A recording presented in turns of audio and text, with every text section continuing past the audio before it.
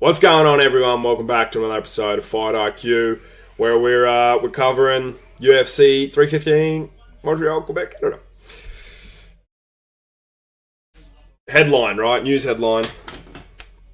In bold, Australia has two active UFC champions. Jack Della Maddalena is the new UFC welterweight champion. He has just dethroned the inactive Belal Muhammad. JDM's champ, guys. It feels good. If you're an Australian, right, we're kind of living in a bit of a haze right now, right? We're living in the golden ages, okay? Two Australian champs, and JDM just put on a career best, right? Do I think he's going to back it up?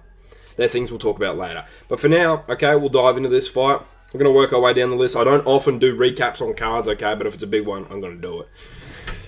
So Belal Muhammad, Jack Della Maddalena. Let's disassemble this thing. Let's go through it from rounds 1 to 5, guys. And yeah, I'll give you all of my opinions from the fight. But first round 1, Belal Muhammad surprised me. Okay, he shocked me. Not as much takedowns, because maybe they weren't there, because Jack was doing a really good job at, jabbing to the body. And so maybe he just didn't have the best openings. Jack was jabbing to the body and he was in constant movement, winning the outside foot battle on that. So yeah. But Belal, he surprised me with his striking. His striking was actually really good, to the point where I thought it could be like a bit of a... You guys remember when Kamaru Usman fought Jorge Masvidal the second time, and everyone was like, oh, well, Jorge Masvidal's striking is too good. Usman's not going to be able to do anything. And then Usman knocks him out. I thought, oh my God, Belal has eventually got to knock someone out, and it probably is going to be my boy JDM. But thankfully it didn't. Okay, it was just a tight, two balls just locking horns. It was a stalemate. That first round was a good round. I lean more towards Belal Muhammad taking that one, okay?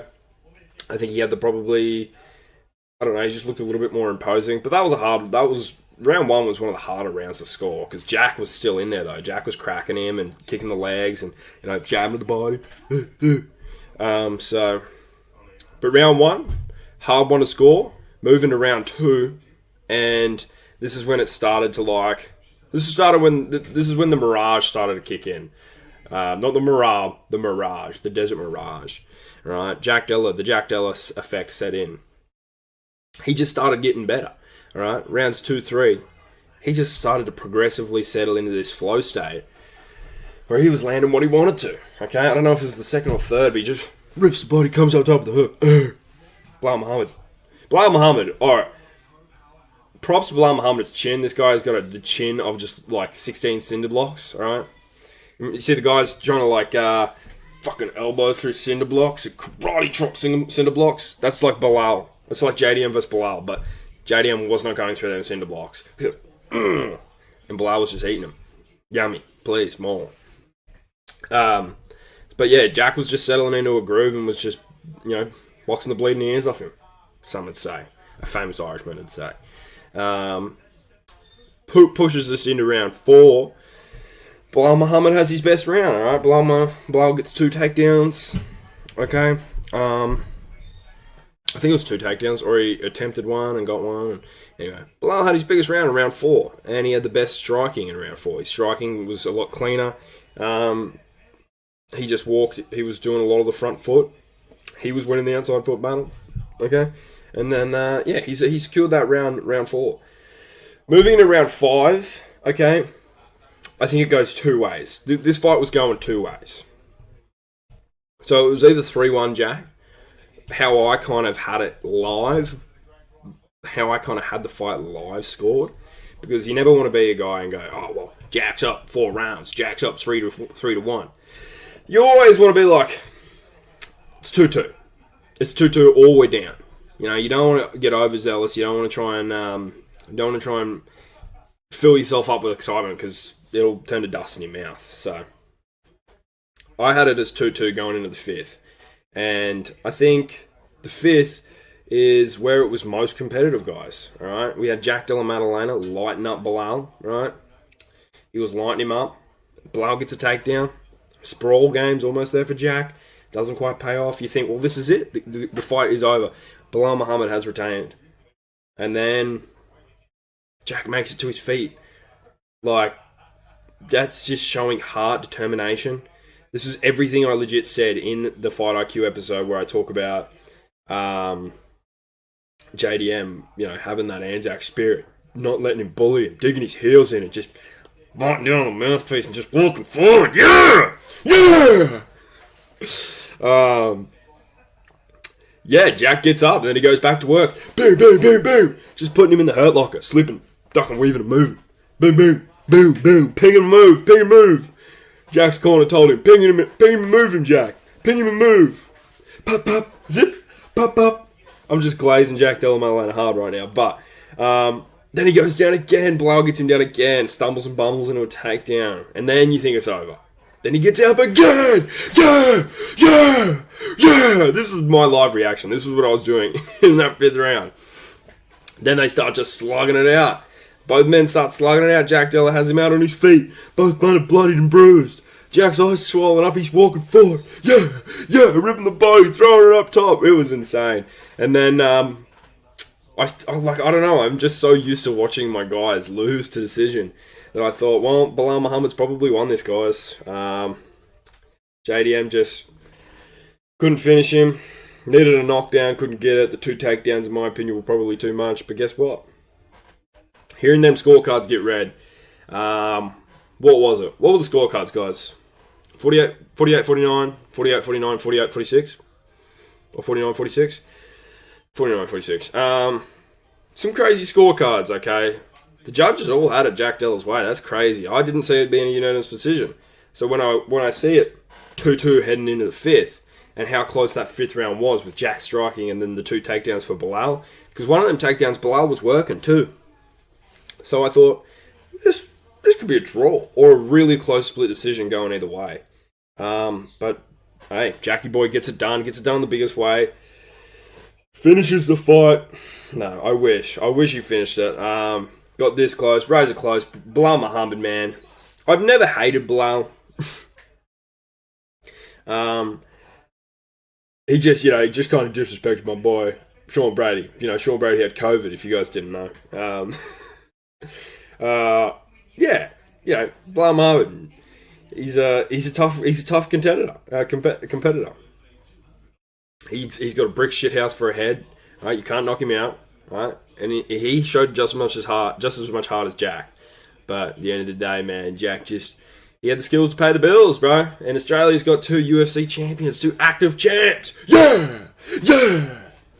Oh, I damn near could have teared up. DC did some real good work on the mic in there. Really just fired me up. Okay, man.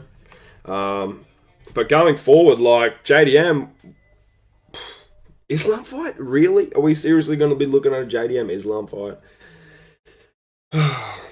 It's a cool fight and all, but you've got to address the sad news as well, and that is we could be seeing Islam versus Ilya if Belal won this, but it is what it is, guys. It is what it is. All right.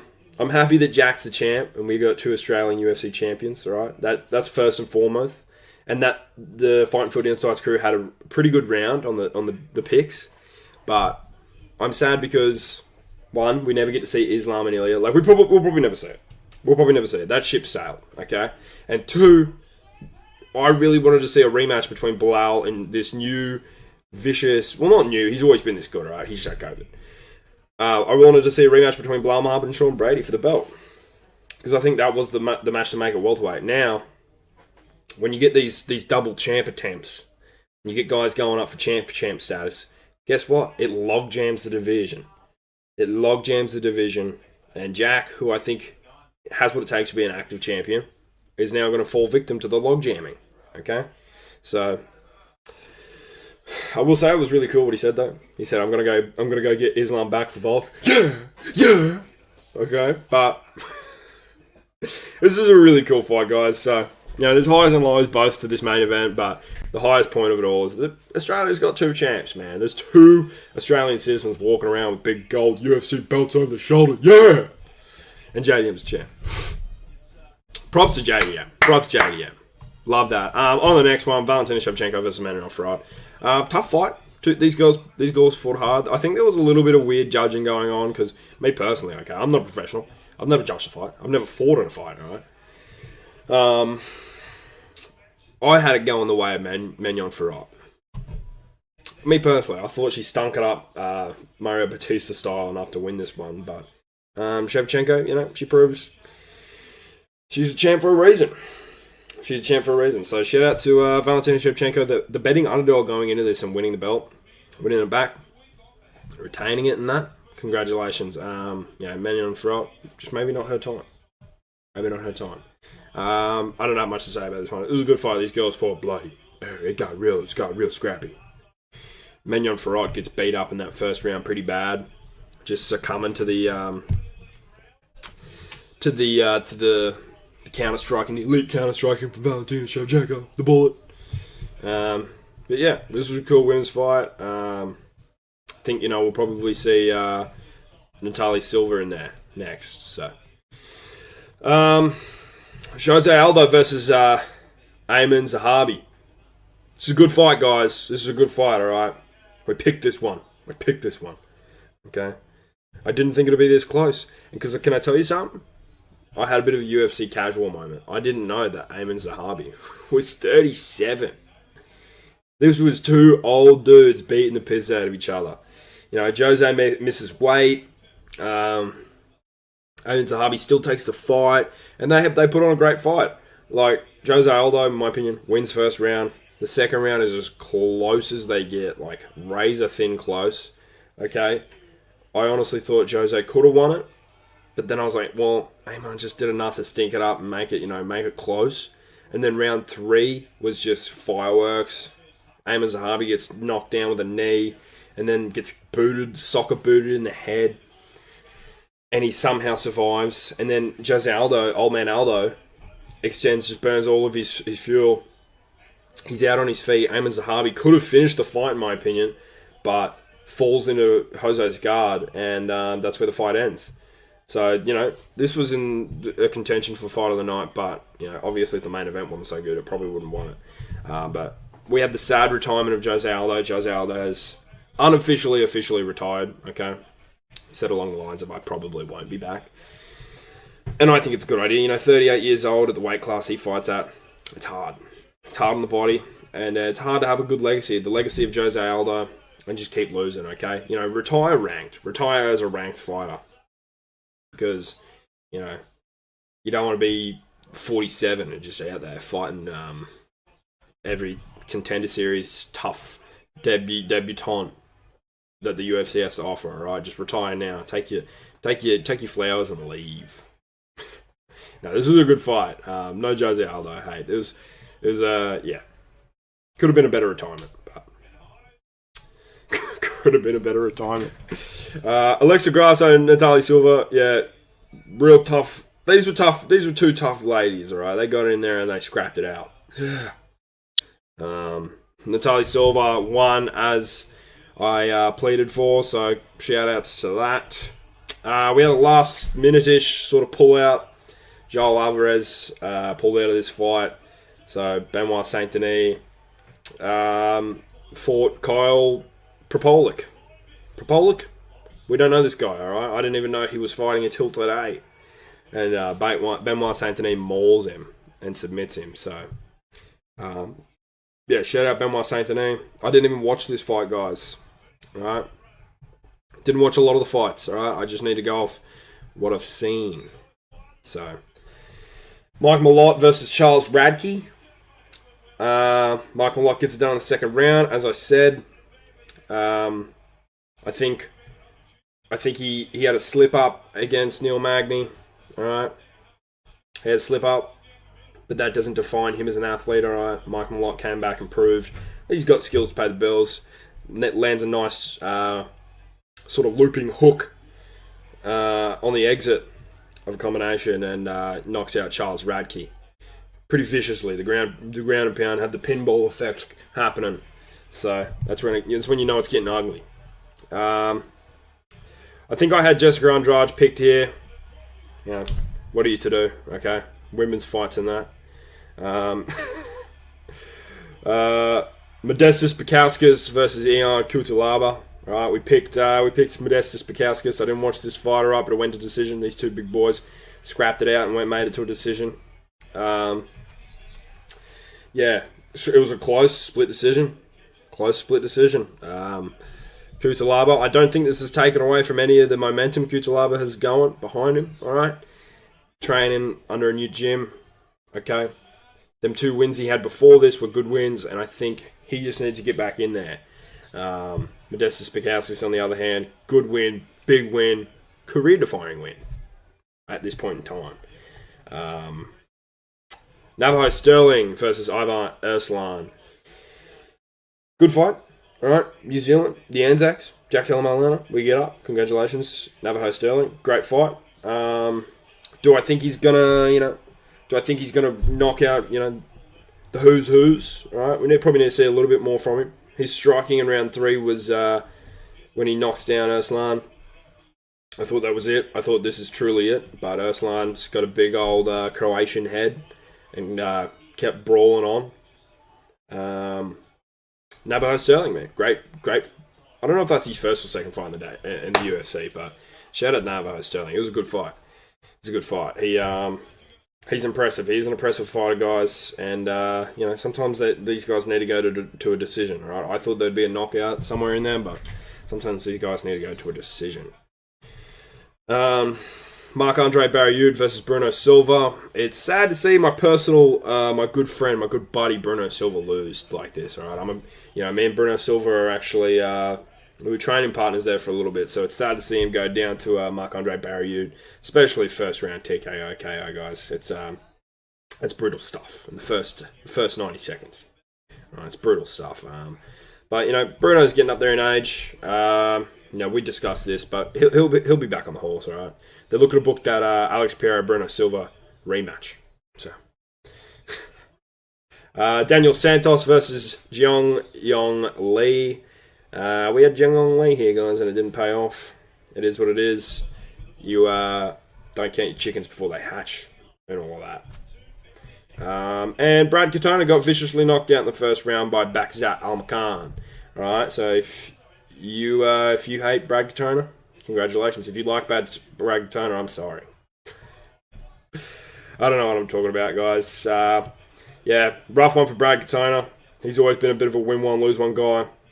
Said that in my breakdown, but Bakzat Almakhan, if your debut fight is against Uman or Magomedov, then there's a good chance you're going to make a comeback in your second fight against a Brad Katona. Still a big name to win your second fight against. Brad Katona's in that. Tough winner in that. So,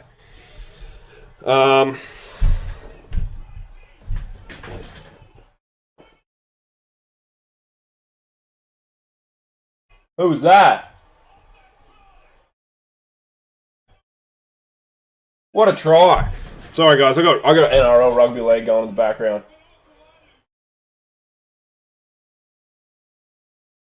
Well, guys, sorry, brief intermission there. This is so unprofessional on me, but that was one of the great rugby league tries.